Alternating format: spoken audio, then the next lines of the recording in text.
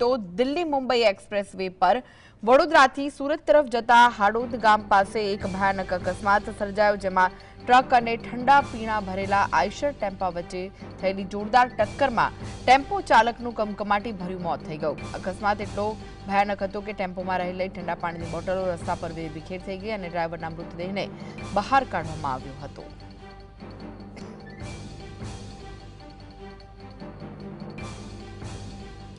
તો ગમખ્વાર અકસ્માતની ઘટના સામે આવી છે। ટેમ્પો અને આઈસર ટેમ્પો વચ્ચે જે અકસ્માત થયો, ટ્રક અને ટેમ્પો વચ્ચે, જેમાં જે ટેમ્પો ચાલક છે તેનું કમકમાટી ભર્યું મોત થયું। તેના મૃતદેહને બહાર કાઢવા માટે કટરનો સહારો લેવો પડ્યો હતો।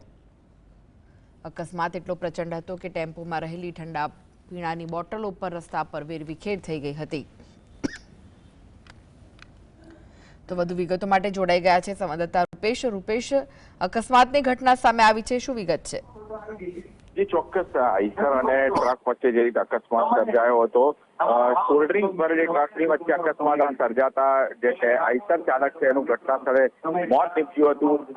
એના મૃતદેહને બહાર કાઢવા માટે ભારે જહેમત પણ ઉઠાવવી પડી હતી, પરંતુ અંતે જે છે એના મૃતદેહને બહાર કાઢવામાં આવ્યો હતો। જે પ્રકારે ઘટના સર્જાઈ હતી, પોલીસ પણ હાલ સમગ્ર ઘટનાની તપાસ હાથ ધરી રહી છે।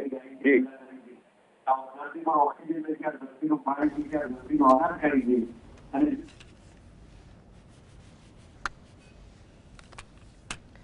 તો અકસ્માતની ઘટના સામે આવી હતી। ટ્રક અને ટેમ્પો વચ્ચે અકસ્માત સર્જાયો, જેમાં ટેમ્પો ચાલકનું મોત થઈ ગયું છે।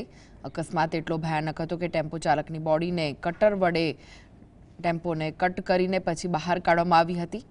ઠંડા પીણાની બોટલો પણ આમથી તેમ વિખરાયેલી જોવા મળી હતી। ત્યારે અકસ્માતની ઘટના સામે આવી છે। ટેમ્પો અને ટ્રક વચ્ચે ગમખ્વાર અકસ્માત સર્જાયો હતો, જેમાં ટેમ્પો ચાલકનું મોત થયું છે। પોલીસે ઘટના સ્થળે પહોંચી અને આ અંગે વધુ તપાસ હાથ ધરી છે।